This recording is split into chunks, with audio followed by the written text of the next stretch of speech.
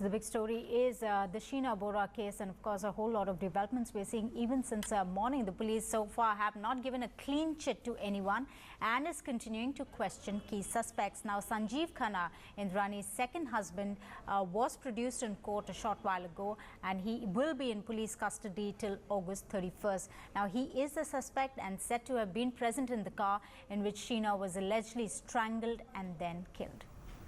And Sheena's brother Mikhail, he arrived from Guwahati this morning, and he is in Mumbai. He will be questioned by the Mumbai police.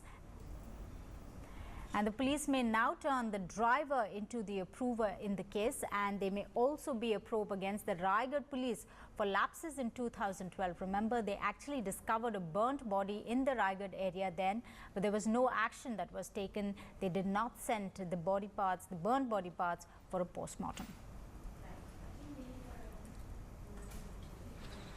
Now, police teams are combing the entire spot where Sheena's body was buried. Police teams are trying to recover more evidence, and according to police sources, the accused trio even did a recce of the spot when they dumped the body a day earlier. Strangled, her body set ablaze, but remembered by her smile. 23-year-old Sheena Bora killed in 2012. Her mother, Indrani Mukherjee, wife of TV tycoon Peter Mukherjee, Indrani's ex-husband Sanjeev Khanna, and driver Sham Rai booked for murder. She told me directly on my mouth that stop irritating me. I told you again and again she is in the US. She wants to get settled there. Then she will come back. And further, I cannot give you any contact of her. If the police comes today, I'll give the evidence to the police right away. You will completely cooperate with the investigation? 101%. 100 because she was my elder sister. I want justice for my sister. Sheena schooled in Guwahati, brought up by her maternal grandparents. Even her birth certificate, registered in 2002, the same year Indrani married Peter Mukherjee, lists her grandparents as her parents. For years, Indrani claimed Sheena was not her daughter but her sister. But as the news of her death broke, her friends venting anger, sadness, love and affection. She was always a charming girl who actually grew up to become a very bold lady. And then What was she good at? she was actually good at most, like every school day activities, like from speech to the dancings, and then even in athletics, and obviously her studies. The last time many of her school friends saw her was in 2011 when she was in Guwahati for a friend's wedding. For college, Sheena moved to Mumbai St. Xavier's. There too, she left her mark. A meritorious, cheerful and humble girl, her friends recall. Why then did 3 years go by after her alleged murder in 2012 with no one attempting to trace her? A Facebook post by another college friend reads, "We've been trying to trace her for the past 2 years, but it's been fairly impossible because her life in general was quite complicated. Struggling with her job, working for long hours, but makes us sad and angry." In Mumbai, Sheena also met Rahul Mukherjee, son of her stepfather Peter Mukherjee from a previous marriage. Rahul and Sheena moved in together despite family objections, one of the possible motives behind the brutal murder. But Sheena's friends claim she rarely looked unhappy and remembered her father fondly, often saying she wanted to preserve his name and be called Sheena Das Bora. With Nikita Arora, Gargi Rawat for NDTV.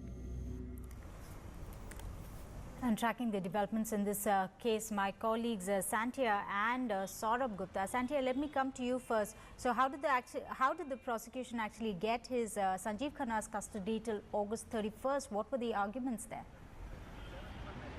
Yeah, the very first thing which prosecution said that we have enough circumstantial evidence to prove the involvement of Khanna in the entire murder case, and to probe those evidences further, we need the custody. They also said that they recovered the passport and 2 valid visas, one for Ireland and one for Norway, from Sanjeev Khanna. Though the police did not really say that he was intending to fly away, but still they mentioned this thing in while arguing the case. Another thing which they said was they wanted to know more details from Sanjeev Khanna. First of all, they want to know from where was about the details of the vehicle which was used to murder Sheena, first to carry her to the place and then to murder her.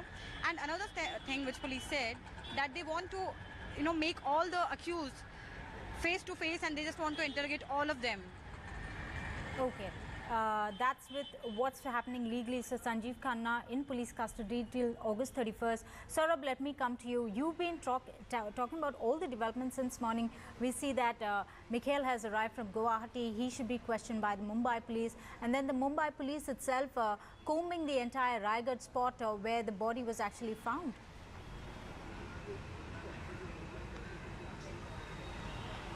Well, that's right. After the body was found, the Raigad police, in a shocking lapse, did not find it necessary to either conduct an autopsy or actually send and register a ADR case or a murder case, given that it was absolutely clear that this was a case that had foul play, given that the body was burnt, it was in a suitcase.